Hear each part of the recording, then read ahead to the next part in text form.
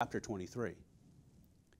Then the whole assembly rose and led him off to Pilate, and they began to accuse him, saying, "We have found this man subverting our nation. He opposes payment of taxes to the Caesar and claims to be Messiah, the king." So Pilate asked Jesus, "Are you the king of the Jews?"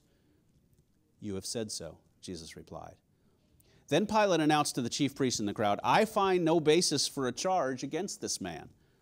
But they insisted. "He stirs up the people all over Judea by his teaching. He started in Galilee and has come all the way here." On hearing this, Pilate asked if the man was a Galilean.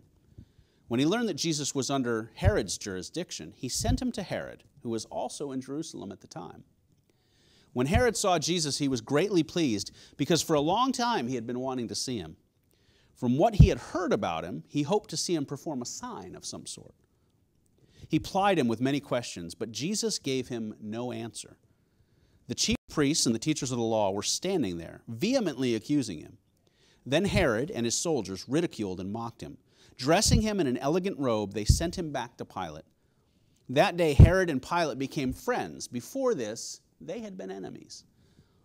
Pilate called together the chief priests, the rulers, and the people, and said to them, "You brought this man as one who was inciting the people to rebellion. I have examined him in your presence and have found no basis for your charges against him. Neither has Herod, for he sent him back to us. As you can see, he has done nothing to deserve death. Therefore, I will punish him and then release him." But the crowd shouted, "Away with this man! Release Barabbas to us!" Barabbas had been thrown into prison for an insurrection in the city and for murder. Wanting to release Jesus, Pilate appealed to them again, but they kept shouting, "Crucify him! Crucify him!"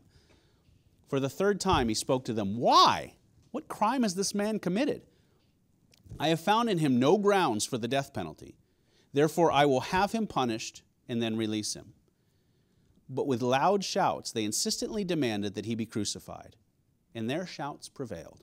So Pilate decided to grant their demand. He released the man who had been thrown into prison for insurrection and murder, the one they asked for, and surrendered Jesus to their will. As the soldiers led him away, they seized Simon the Cyrene, who was on his way in from the country, and put the cross on him and made him carry it behind Jesus. A large number of people followed him, including women who mourned and wailed for him. Jesus turned and said to them, "Daughters of Jerusalem, do not weep for me. Weep for yourselves and for your children. For the time will come when you will say, 'Blessed are the childless women, the wombs that never bore, and the breasts that never nursed.' Then they will say to the mountains, 'Fall on us,' and to the hills, 'Cover us.' For if people do these things when the tree is green, what will happen when it's dry?" 2 other men, both criminals, were also led out with him to be executed. When they came to the place called the Skull, they crucified him there, along with the criminals, one on his right, the other on his left. Jesus said, "Father, forgive them, for they know not what they are doing." And they divided up his clothes by casting lots. The people stood watching, and the rulers even sneered at him. They said, "He saved others. Let him save himself if he's God's Messiah, the chosen one." The soldiers also came up and mocked him. They offered him wine vinegar and said, "If you're the king of the Jews, save yourself." There was a written notice above him which read, "This is the King of the Jews." One of the criminals who hung there hurled insults at him. "Aren't you the Messiah? Save yourself and us."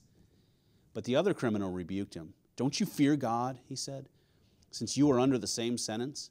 We are punished justly, for we are getting what our deeds deserve. But this man has done nothing wrong." Then he said, "Jesus, remember me when you come into your kingdom." Jesus answered him, "Truly, I tell you, today you will be with me in paradise."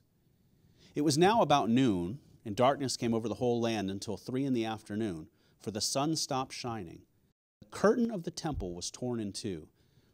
Jesus called out with a loud voice, "Father, into your hands I commit my spirit." When he had said this, he breathed his last. The centurion, seeing what had happened, praised God and said, "Surely this was a righteous man." When all the people who had gathered to witness this sight saw what took place, they beat their breasts and went away. But all those who knew him, including the women who had followed him from Galilee, stood at a distance watching these things. Now there was a man named Joseph, a member of the council, a good and upright man, who had not consented to their decision and action. He came from the Judean town of Arimathea, and he himself was waiting for the kingdom of God. Going to Pilate, he asked for Jesus' body. Then he took it down, wrapped it in a linen cloth, and placed it in a tomb cut in the rock, one in which he had not yet been laid, one in which no one had yet been laid. It was preparation day, and the Sabbath was about to begin. The women who had come with Jesus from Galilee followed Joseph and saw the tomb and how his body was laid in it. Then they went home and prepared spices and perfumes, but they rested on the Sabbath in obedience to the commandment.